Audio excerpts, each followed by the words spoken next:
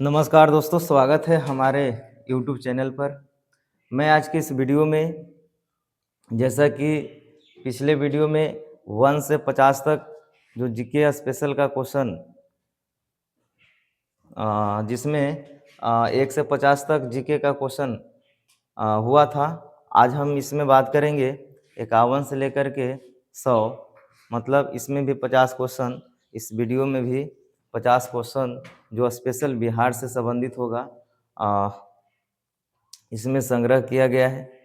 तो देखते हैं।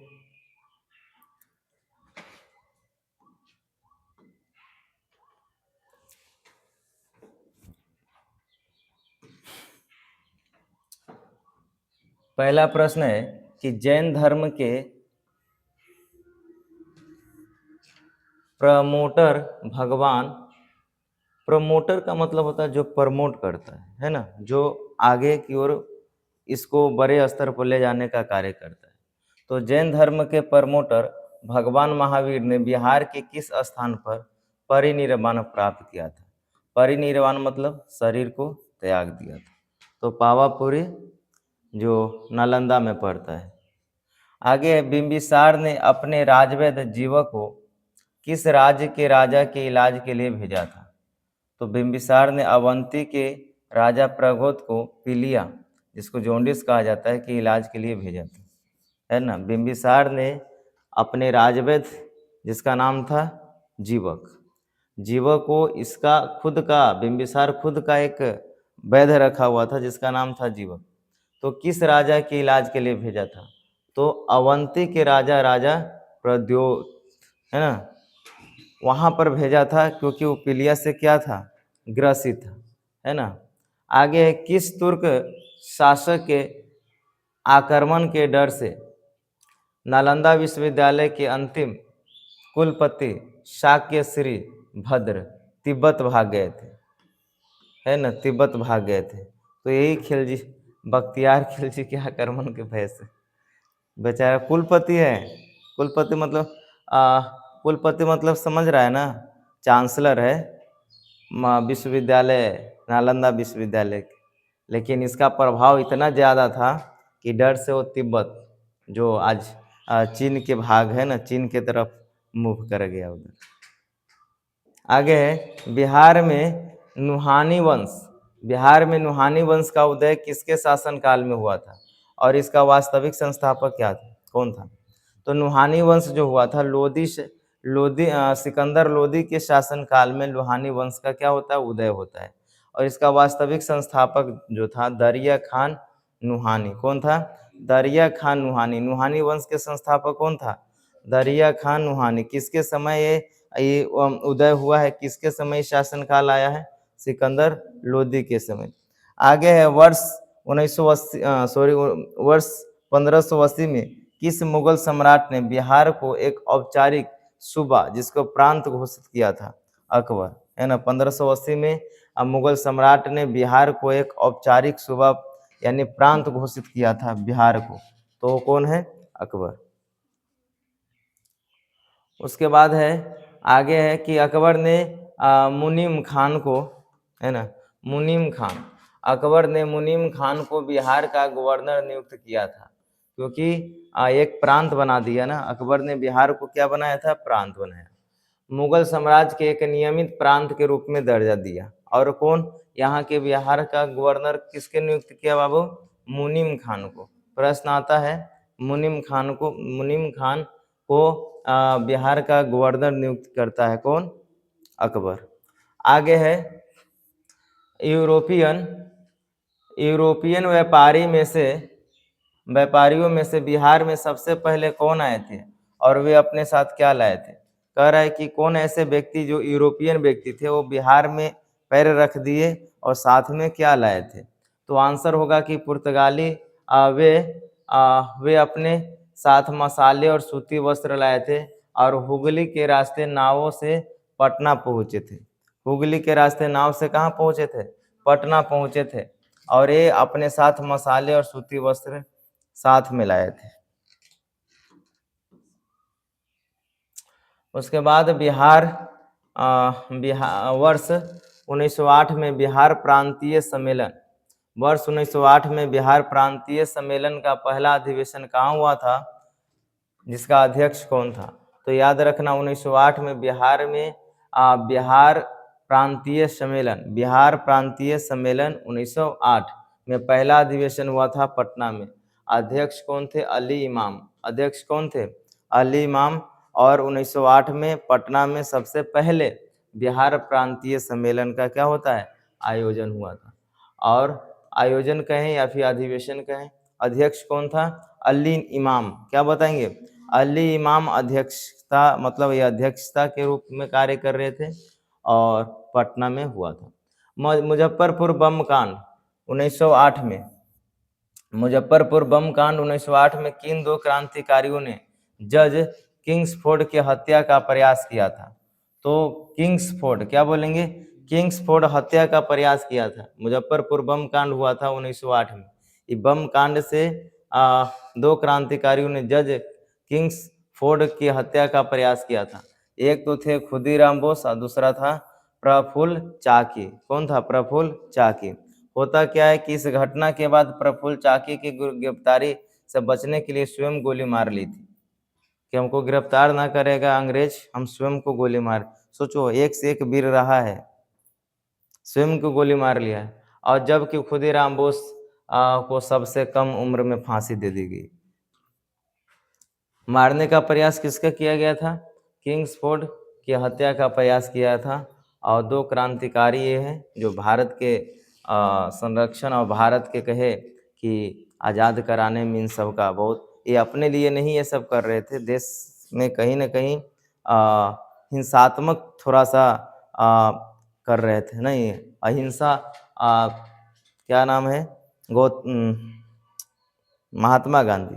महात्मा गांधी कह रहे थे कि उनका विचार क्या था कि जब कोई चीज़ हम लेंगे ना तो वह अहिंसा से लेंगे, हम जीत हासिल करेंगे तो अहिंसा से करेंगे।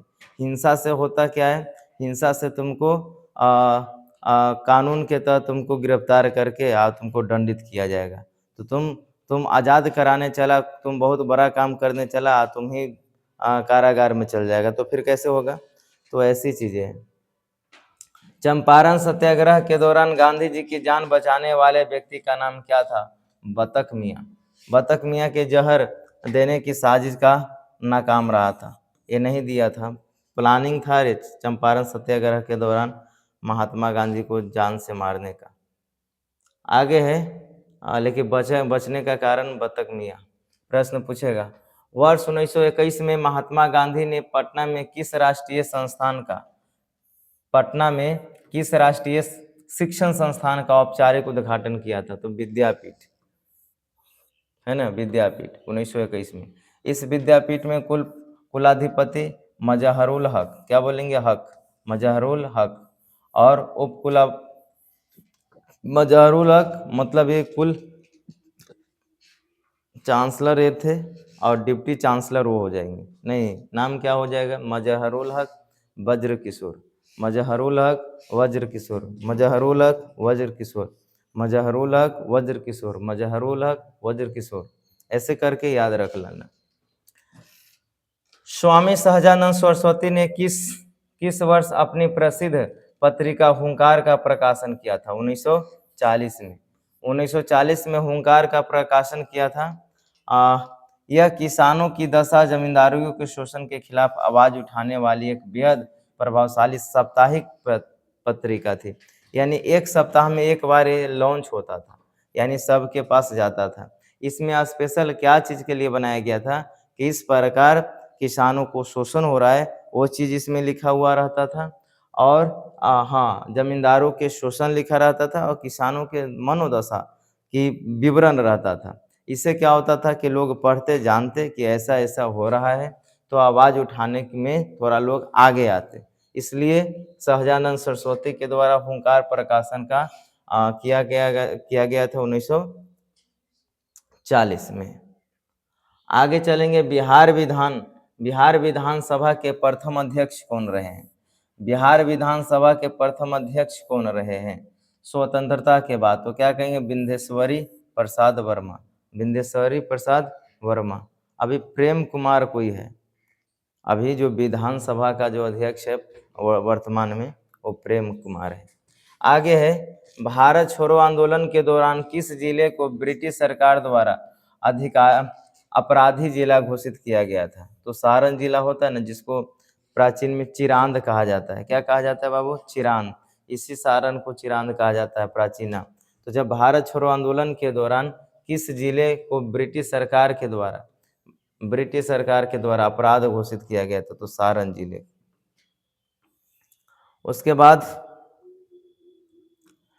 1942 के आंदोलन में आज़ाद दास्ते का मुख्य रेडियो स्टेशन कहाँ संचालित होता था? जो आज़ाद दास्ते का मुख्य रेडियो स्टेशन कहाँ से संचालित होता था? तो नेपाल की पहाड़ी और गुप्त स्थानों से। यही कल बता रहे थे ना, छापा मार युद्ध, है ना। तो नेपाल की पहाड़ियों और गुप्त स्थानों से इस भूमिगत रेडियो स्टेशन का तकनीकी और वैचारिक संतुलन मुख्य रूप से डॉक्टर किसके द्वारा कंट्रोल किया जा रहा था बाबू? संचालन मुख्य रूप से हो रहा था राम मनोहर लोहिया द्वारा। किसके द्वारा? राम मनोहर लोहिया द्वारा संचालित हो रहा था, है ना, रेडियो स्टेशन। इसके बाद है बिहार 1942 आंदोलन में आज़ाद दास्ते का मुख्य रेडियो स्टेशन कहाँ से संचालित हो रहा था? नेपाल की पहाड़ी से और गुप्त स्थानों से, मतलब वहाँ अंग्रेज न जान पाए, वहाँ से हो रहा था। और रेडियो स्टेशन के तत्कालीन और मतलब इस संचालन करता कौन था? राम मनोहर लोहिया। क्या नाम बताएंगे? राम मनोहर लोहिया। उसके बाद है बिहार सोशलिस्ट पार्टी की औपचारिक स्थापना कब हुई थी? सोशलिस्ट पार्टी की औपचारिक स्थापना कब हुई थी? तो 1934 में। हाँ, और अंजुमन इस्लामिया हॉल में हुआ था। कहाँ हुआ था स्थापित? अंजुमन इस्लामिया हॉल। क्या बोलेंगे? Islamia hall, Islamia hall. Bihar socialist party की स्थापना पटना में इस्लामिया हॉल में हुआ था। कहाँ हुआ था? पटना में इस्लामिया हॉल में। पटना में इस्लामिया हॉल में हुआ था। पटना में इस्लामिया हॉल में हुआ था। पटना में इस्लामिया हॉल में हुआ था। पटना में इस्लामिया हॉल में हुआ था। आगे, बिहार के किस हिस्से में सबसे प्राचीन चट्टानें धारवाड़ की चट्टानें पाई जाती है? तो देखो, चट्टान से संबंधित अगर आया गया है तो हम यहाँ पर थोड़ा सा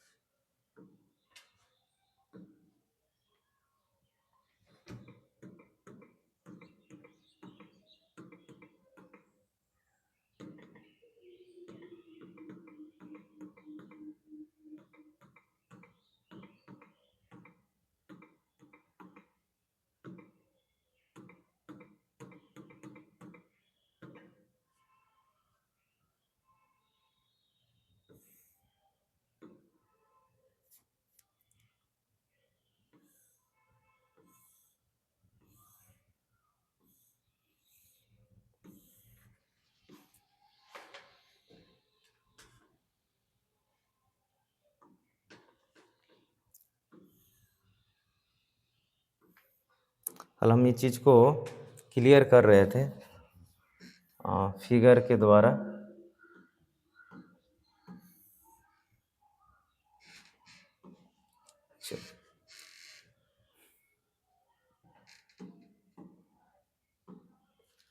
धारवाड़ चट्टानें पूछेगा, धारवाड़ चट्टानें कौन एरिया में? तो ध्यान देगा, धारवाड़ चट्टानें राजगीर, औरंगाबाद, गया, नवादा, जमुई, मुंगेर। ये दक्षिण पूर्व एशिया हो जाए, दक्षिण पूर्व बिहार हो जाएगा, है ना। दक्षिण पूर्व बिहार, ये एरिया समझ में आ रहा है? ये एरिया क्या हो जाएगा? धारवाड़ चट्टानें। धारवाड़ चट्टानें हो जाएगा ना, धारवाड़, यानी ध हो जाएगा, ध फोर धारवाड़ चट्टानें। उसके बाद है विंध्य चट्टानें। तो दक्षिण पश्चिम, दक्षिण पश्चिम, दक्षिण पश्चिम ये एरिया हो जाएगा, जिसमें कैमूर रोहतास आता है। आ गया ना कैमूर रोहतास, है ना। दक्षिण पश्चिम, इसको विंध्य चट्टान कहेंगे, इसको वी कहेंगे। क्या कहेंगे? विंध्य चट्टान। टर्सरी या तिर्यक चट्टानें कहेंगे। उत्तर पश्चिम, क्या बोलेंगे? उत्तर, उत्तर पश्चिम, ये हो जाएगा। इसको क्या बोलेंगे? तृतीयक चट्टानें या फिर टर्शियरी, है ना, टर्शियरी चट्टानें, ज़्यादा टर्शियरी दिखाई देगा। उसके बाद है चतुर्थ हो जाएगा बिहार के सबसे बड़ा उत्तर उत्तर और दक्षिण पूर्व उत्तर से दक्षिण, उत्तर से दक्षिण, है ना, उत्तर से दक्षिण, पूर्व से पश्चिम, और बाकी जो एरिया ये सब दिखाई दे रहा है ना, सबसे ज़्यादा मात्रा में, है ना, सबसे बड़ा भाग वो एक बिहार जलोढ़ मिट्टी का जो एरिया है वो क्वाटनरी या चतुर्थ चट्टाने के बना है ना। टर्शियरी के बाद हो जाएगा क्वाटनरी। तो यहाँ पर क्या बोलेंगे, क्वाटनरी यानी 4 हो जाएगा, ये क्या हो जाएगा 3 हो जाएगा, है ना। टर्शियरी मतलब 3 होता है, अभी 3 हो जाएगा, ये विंध हो जाएगा, ये धारवार हो जाएगा। तो क्लियर हुआ, धारवार हो जाएगा। अगर इधर से चलेंगे तो ये 1 हो जाएगा, ये 2 हो जाएगा, और 3 हो जाएगा, और 4 हो जाएगा। सबसे ज़्यादा एरिया जो है 4 वाला लेता है। अब 4 वाला एरिया में क्या है, जलोढ़ मिट्टी पाया जाता है ना। जिसको कल बता रहे थे, पुरानी जलोढ़ किधर होता है बाबू, पुरानी ये क्या है, ये गंगा नदी है। तो पुरानी जलोढ़ कहाँ होता है, ऊपर उत्तर में होता है कि नीचे में होता है? पुरानी जलोढ़ को क्या कहते हैं, बांगर कहते हैं। पुरानी जलोढ़ को बांगर कहते हैं। तो दक्षिण में बांगर होता है ना, दक्षिण में क्या होता है, बांगर, और उत्तर में होता है खादर। क्या बोलते हैं, कैसे याद करवाए थे, खग याद करवाए थे, क्या, खग खग। तो खादर बांगर हो जाएगा, क्या हो जाएगा, खादर बांगर। तो देखो बाबू, एरिया बताए थे कल, लोकेशन दिखा रहे थे, ये सब धारवार है, इधर बिंद है, इधर टर्शियरी, इधर क्वाटनरी है। यानी 4 प्रकार के एरिया दिखाई दे रहा है, चट्टानी एरिया। और जो टर्शियरी जो ये है क्वाटनरी है, उसी में पाया जाता है मैदानी भाग। किसका मैदानी भाग, गंगा के मैदानी भाग, बहुत बड़ा एरिया में। चलो, तो क्लियर हो गया ना, प्रश्न आएगा। हाँ, एक बात ध्यान देना, ये तो लोकेशन हो गया। इसकी विशेषता क्या है कि यहाँ पर जो धारवार है वो एक रूपांतरित चट्टाने में से एक है, यानी एक तरह का रूपांतरित चट्टान है। जैसे ग्रेनाइट, सिस्ट, फाइलाइट जैसे, क्वार्टजाइट जैसे क्या है, शामिल है चट्टान। इसमें क्या है कि बलुआ पत्थर, क्या है, विंध्य चट्टान में बलुआ पत्थर, चूना पत्थर और सेल आते हैं। तो विंध्य कोई का नाम है तो बलुआ पत्थर मंगवाता है, फिर कहेंगे कि चूना पत्थर मंगवा रहा है, तो 2-3 गो के याद रख लेंगे ना, ये तो मैदानी आ जाएगा।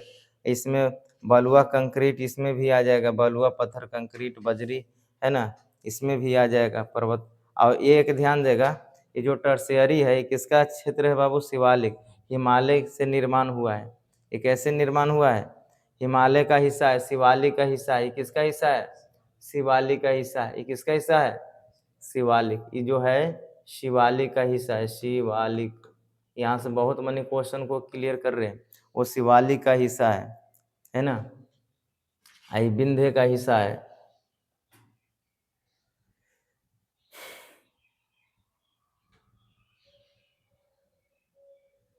यहीं पर ये सोना जमुई में है, चट्टान में अभ्रक क्वार्टजाइट जैसे खनिज पाए जाते हैं यहाँ पर, है ना, खनिज पाए जाते हैं। तो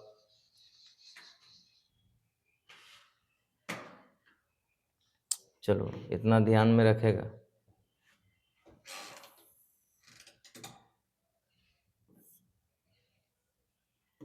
तो अब पढ़ लिए। तो लिखा था क्या कि बिहार के किस भाग में सबसे प्राचीन चट्टानें धारावार के क्रम पाई जाती है। तो ऐसे है ना, ये वाला में पाई जाती है, मुंगेर, जमुई, नवादा, है ना, ये एरिया में ऐसे कह सकते हैं। पहाड़ी राजगीर पहाड़ी क्षेत्र में। कैमूर रोहतास में कौन सा चट्टान पाई जाती है, विंध्य चट्टान, जो चूना पत्थर के लिए क्या है, प्रसिद्ध है। चूना पत्थर के लिए क्या है बाबू, प्रसिद्ध है। उसके बाद है कोपेन जलवायु वर्गीकरण के अनुसार उत्तर बिहार की जलवायु कैसी है। उत्तर बिहार की जलवायु अगर बात करेंगे तो CWG कहता है ना, और दक्षिण में AW के अंदर आता है कोपेन के अनुसार, CWG AW। बिहार के सबसे पूर्वी सीमा पर स्थित जिला कौन सा है और सबसे पहले सूर्योदय होता है, तो किशनगंज हो जाएगा। यहाँ पर सबसे पूर्व है कि नहीं, इधर से सूर्य का उदय होता है ना, सूर्य का उदय पूर्व से होता है। तो अब बताओ सबसे पहले कहाँ सूर्य का किरणें आएगा, किशनगंज में। कहाँ आएगा सबसे पहले, किशनगंज में आ जाएगा। चलो उसके बाद आगे देखेंगे। पुनपुन, पुनपुन नदी गंगा के किस स्थान पर आकर मिलती है, फतुहा स्थान पर आके मिलती है। जो पुनपुन जाता है ना वो फतुहा में जाके मिलता है।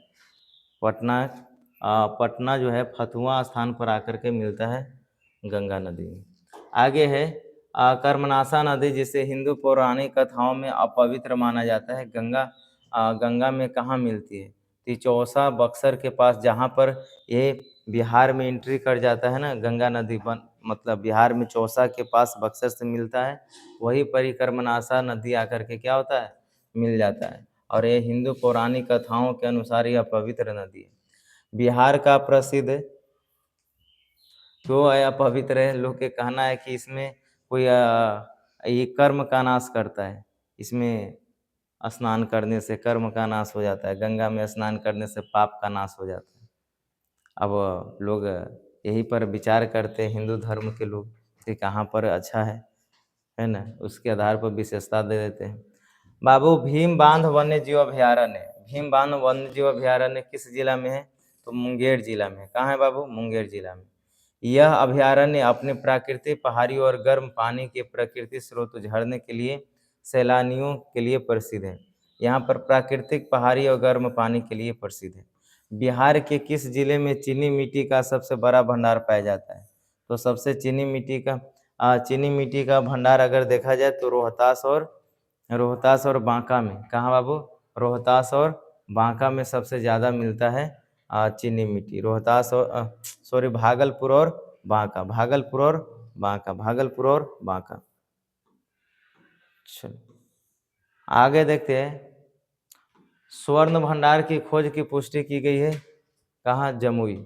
आगे है गंडक परियोजना, जो बिहार और उत्तर प्रदेश के संयुक्त परियोजना है।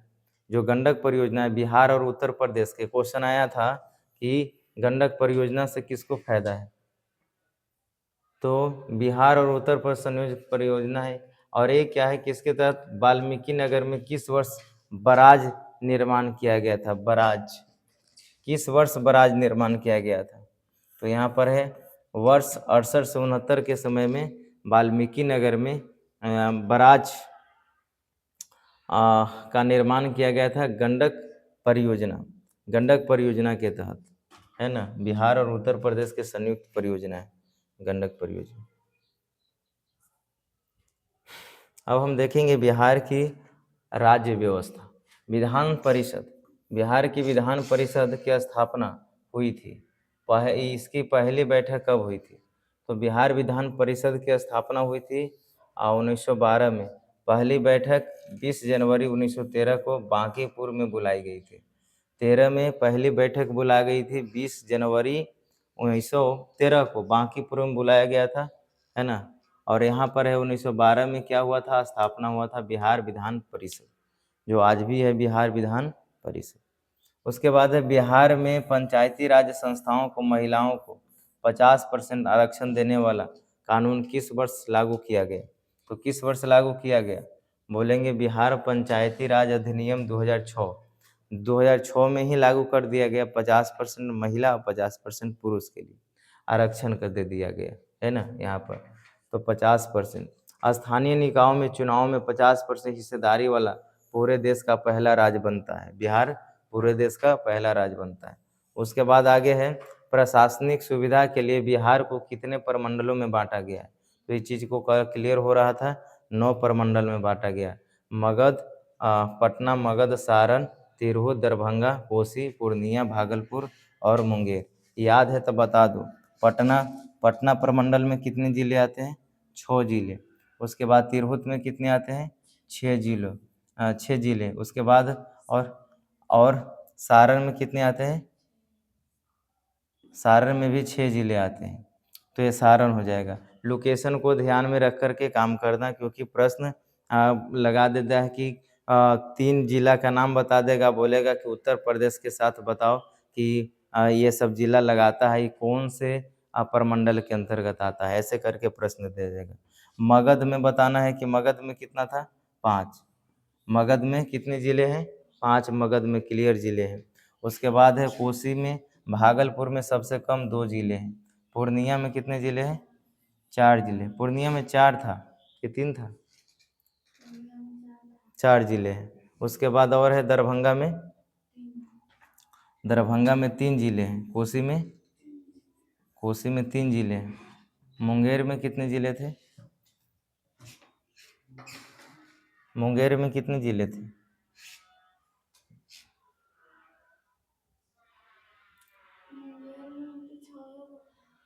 6। 3 जगह कैसे होगा 6?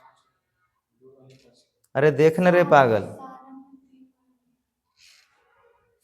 सारण।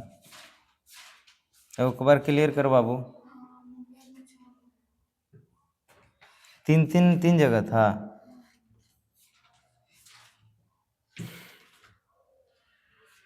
अरे देखने कॉपिया में एक बार क्लियर करना हो। पटना में 6, तिरहुत में 6 क्लियर था हमको। पूर्णिया में 4 क्लियर, भागलपुर में 6, कोसी में 3। सबके जोड़ो, 6 5 11, 11 3, 6 5 11, 11 3 15, 11 3 14, 14 6 20, 20 20 20 6 26, 26 4 30, 30 टोटल 38 हो गया ना जिला। सबसे कम भागलपुर में है, पूर्णिया में 4 है, पूर्णिया बोले थे, पूर्णिया 4 हो गया। मुंगेर में, मुंगेर 6, पटना 6, तिरहुत 6। मगध में 5 हो जाएगा। दरभंगा कोसी, दरभंगा सारण कोसी, दरभंगा सारण कोसी। कितने ऐसे जिले हैं, कितने ऐसे प्रमंडल हैं जो अपने आप में जिला नहीं है, तो कहेंगे मगध 1, फिर तिरहुत 2, फिर कोसी 3 ऐसे अपने आप में प्रमंडल है जो जिला के साथ नहीं है, अपना खुद जिला नहीं है। चलो 3। हम आगे बढ़ते हैं।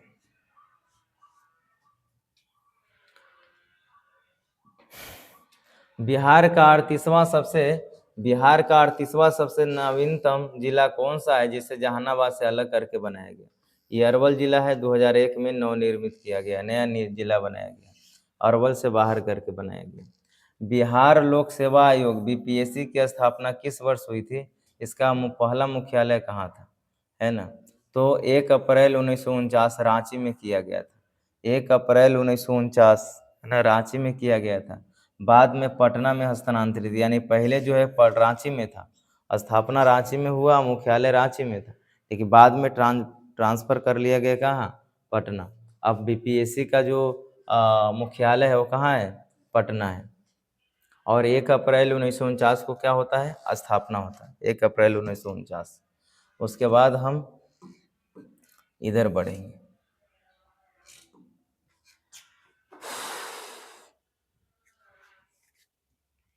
बिहार की अर्थव्यवस्था, बजट एवं योजनाएं।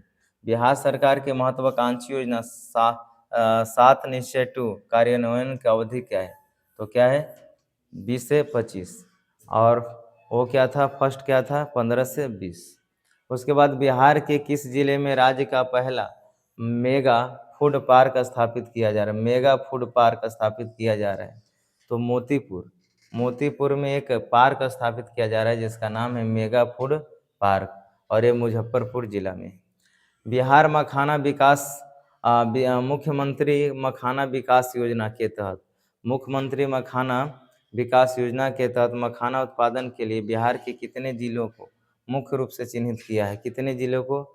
8 से अधिक जिलों को चिन्हित किया गया, जिसमें मिथिलांचल क्षेत्र में दरभंगा, मधुबनी, सहरसा और कटिहार इसमें शामिल है। उसके बाद है बिहार की कौन सी लीची कुल उत्पादन में देश की सबसे राज्य में प्रथम स्थान है? तो मुजफ्फरपुर के लीची। यहाँ एक विश्व प्रसिद्ध शाही लीची है जो जीआई टैग प्रदान किया गया है। उसके बाद है बिहार औद्योगिक क्षेत्र प्राधिकरण की स्थापना किस वर्ष के अधिनियम के तहत की गई थी? तो कहेंगे कि इसका नाम क्या है, बियाड। क्या पढ़ेंगे, बियाड। बियाड मतलब बिहार औद्योगिक क्षेत्र विकास प्राधिकरण। बिहार औद्योगिक क्षेत्र विकास प्राधिकरण की स्थापना हुआ था 1974 में। कब हुआ था? 1974 में, है ना। क्या चीज़ का स्थापना हुआ? बिहार औद्योगिक क्षेत्र विकास अधिनियम, सॉरी प्राधिकरण यानी अथॉरिटी। चलो फिर से, बिहार औद्योगिक क्षेत्र विकास प्राधिकरण की स्थापना कब हुआ था? किस अधिनियम के तहत हुआ था? तो 1974 अधिनियम के तहत हुआ था। उसके बाद हम आगे पढ़ेंगे, जनगणना देखेंगे। 2011 जनगणना के अनुसार बिहार में प्रति 1000 पुरुषों पर ग्रामीण लिंगानुपात, कल लिंगानुपात बता रहे थे कि 2011 में बिहार में प्रति हजार लिंगानुपात कितना है, जबकि शहरी लिंगानुपात, ग्रामीण कह रहा है बाबू, ध्यान देगा, ग्रामीण कितना है? 921। ग्रामीण कितना है? 921। और शहरी कितना है? 895। 895 है, 921 800। शहरी लिंगानुपात और ग्रामीण लिंगानुपात, शहरी लिंगानुपात और ग्रामीण लिंगानुपात। 921 क्या है? ग्रामीण। ग्रामीण ऐसे भी ज़्यादा रहता है तो ग्रामीण लिंगानुपात 921 और शहरी लिंगानुपात 895। बिहार का वह एकमात्र जिला कौन है जहां पुरुषों की तुलना में महिलाओं की जनसंख्या अधिक थी? पुरुषों की तुलना में महिलाओं की जनसंख्या, पुरुषों की तुलना में महिलाओं की जनसंख्या अधिक थी, गोपालगंज, है ना। देखो महिला 1000 महिला पर पुरुष देखा जाता है।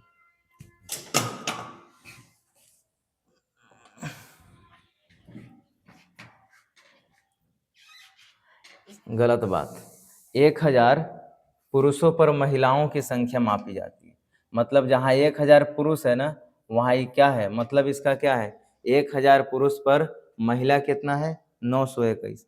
यहाँ 1000 पुरुष है अब महिला 1021 महिला है, ये बोध करा रहा है, यानी पुरुष से अधिक महिला, पुरुष से अधिक महिला, है ना। बिहार का वह एकमात्र जिला कौन है जहां पर पुरुषों की तुलना में महिलाओं की जनसंख्या क्या थी? अधिक थी।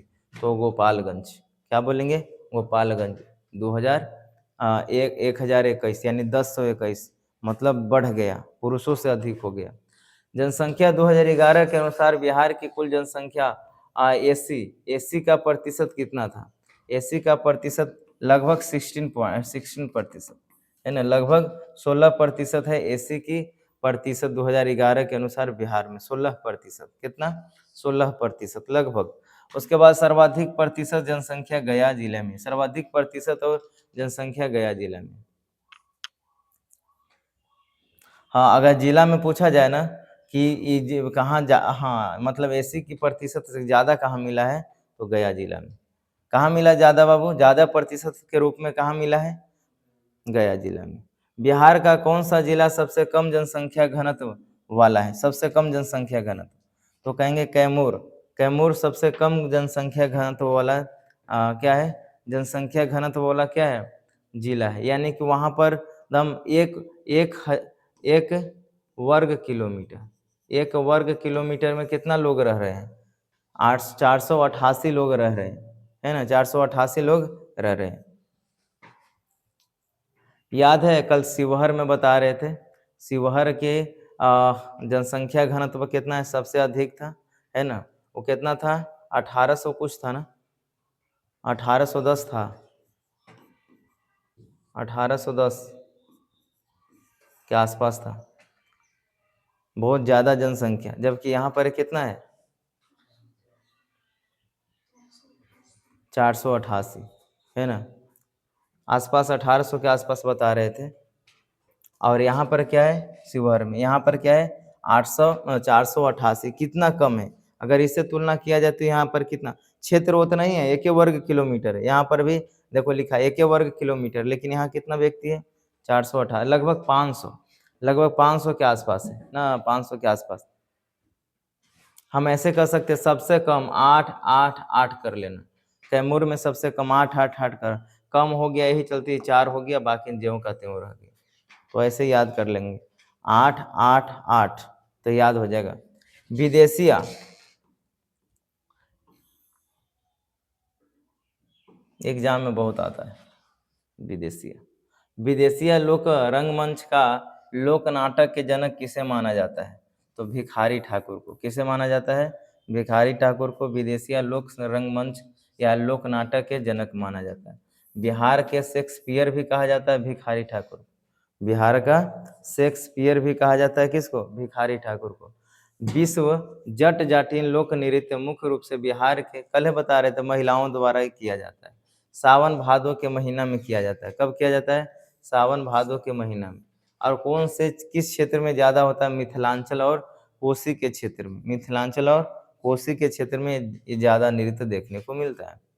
पटना कला शैली यानी पटना कलम पेंटिंग के अंतिम महत्वपूर्ण कलाकार किसे जाना जाता है? यानी कि अगर लास्ट में देखा जाए अंतिम मतलब एक कलाकार है ईश्वरी प्रसाद वर्मा। ये महत्वपूर्ण कलाकार हुए हैं पटना कलम।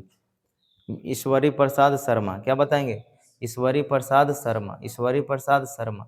बिहार के किस जिले को ज्ञान की भूमि कहा जाता है, जहाँ गौतम बुद्ध के ज्ञान की प्राप्ति हुआ था? तो बोध गया, गया जिला को कहा जा रहा है। अब गया जी जिला को कहा जा रहा है। किसको कहा जा रहा है? गया जी जिला, है ना। सब राज्य को जी लगा देता है, आदर हो जाता है। नहीं, पटना जी, गया जी, मुजफ्फरपुर जी, नहीं, सिवान जी, सारण जी, ये को के जी लगा दिया, आदर दे दिया। लगाने का मतलब पता है क्या है?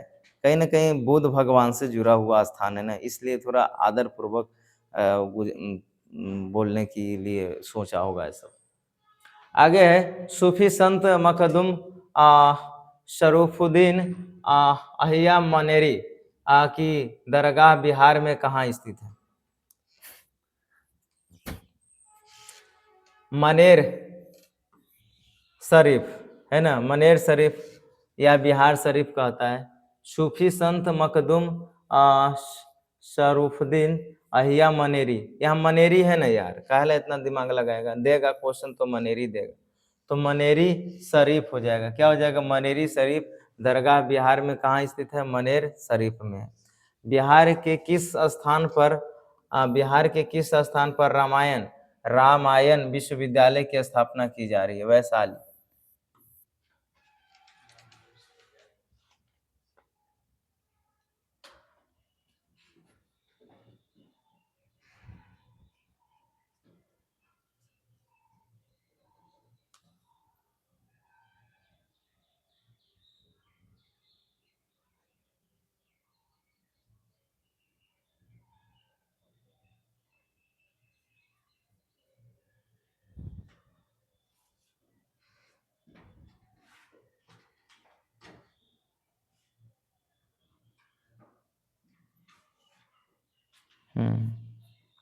वैशाली में प्लानिंग है।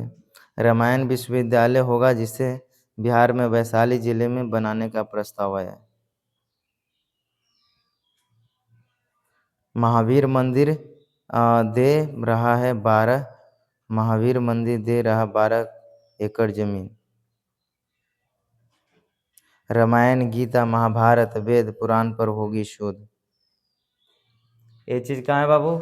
स्थापना की जाने की प्लानिंग कहाँ चल रहा है जी? वैशाली जिला। आगे है मैथिली कोकिला के नाम से प्रसिद्ध मध्यकालीन कवि विद्यापति, है ना। कवि विद्यापति किस शासक के दरबारी थे? तो कर्नाट क्या है? कर्नाट और वही वंश के राजा शिव सिंह के क्या थे? दरबारी थे। कवि विद्यापति मैथिली कोकिला नाम से प्रसिद्ध है। मैथिली कोकिला नाम से कौन प्रसिद्ध है? कवि विद्यापति। मैथिली कोकिला नाम से प्रसिद्ध है बाबू मध्यकालीन कवि विद्यापति, है ना, मैं विद्यापति। और साथ ही साथ कर्नाट और ओइनीवार वंश, क्या बोलेंगे?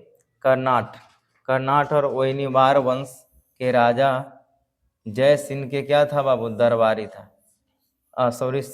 शिव सिंह के दरबारी था, है ना। कर्नाट वंश के राजा शिव सिंह के दरबारी था विद्यापति। थोड़ा ध्यान से पढ़ने का प्रयास कर लो, ऑप्शन दिखेगा एग्जाम में। जैसे दिखेगा वैसे ठोके के पहले प्रयास करो। जाओ पेपर निकालो, जहाँ क्वेश्चन मिले वहाँ धरले से मारो, कहीं भुला उला ना जाए। सब पहले देख लो, जोन जोन आ रहा है वो मारो पहले। तो मैथिली कोकिला के नाम से प्रसिद्ध मध्यकालीन कवि विद्यापति किस शासक के दरबारी कवि थे? शिवसी के। आगे बिहार का राजकीय प्रार्थना गीत क्या है? मेरी रफ्तार पे सूरज, मेरी रफ्तार पे सूरज की किरण नाज करे, है ना। मेरी रफ्तार पे सूरज की किरण नाज करे, यह राजकीय प्रार्थना गीत है बिहार।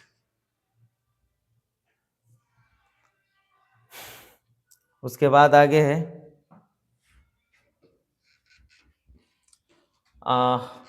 प्रसिद्ध आंचलिक साहित्यकार फणीश्वर नाथ रेणु का जन्म बिहार के किस जिले में हुआ था? उनकी सबसे प्रसिद्ध रचना कौन सी थी? तो मैला आंचल। प्रसिद्ध रचना उपन्यास के रूप में सबसे प्रसिद्ध उपन्यास मैला आंचल थी। और आही हिंगना, हिंगना ये अररिया जिला के रहने वाली है। फणीश्वर नाथ रेणु का जन्म अररिया में हुआ था।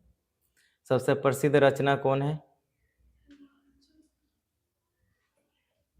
उपन्यास है मैला आंचल। क्या बोलेंगे? मैला आंचल। बहुत बार एग्जाम में आया है मैला आंचल, है ना। आइए कहाँ जन्म जन्म ही कहाँ थी? औराही हिंगना। औराही हिंगना अररिया में कोई जगह है, औराही हिंगना, वहीं पर जन्म जन्म प्रसिद्ध साहित्यकार आंचलिक साहित्यकार फणीश्वर नाथ रेणु का जन्म हुआ था। उसके बाद बिहार के किस जिले में कछुआ पुनर्वास केंद्र खोला गया? भागलपुर जिले में, बिहार के भागलपुर जिले में कछुआ, है ना, टर्टल रिहेबिलिटेशन सेंटर खोला गया। आगे वाल्मीकि टाइगर रिजर्व के बाद बिहार का दूसरा टाइगर रिजर्व बनाने की मंजूरी दिया है कैमूर। देखो बाबू, एकमात्र पढ़ता था ना, एकमात्र VTR, है ना। वाल्मीकि टाइगर रिजर्व अब दूसरा भी बनने का प्लानिंग चल रहा है कैमूर में। समझ में आया? तो कड़ी मेहनत और निरंतर प्रयास, निरंतर अभ्यास ही सफलता का मार्ग प्रशस्त करते हैं। समझ में आया? रास्ता अगर साफ करना है तो निरंतर प्रयास करने की आवश्यकता है। एक दिन के प्रयास, 2 दिन के प्रयास, सालों के प्रयास नहीं। जब तक सफलता की राह पर हम, जब तक सफलता प्राप्त न कर लेते तब तक निरंतर क्या चाहिए? प्रयास चाहिए। प्रयास और अभ्यास दोनों चाहिए। तो इसके साथ हम वीडियो को यहीं पर रोकते हैं, और कैसा लगा कमेंट बॉक्स में ज़रूर बताइएगा। जय हिंद।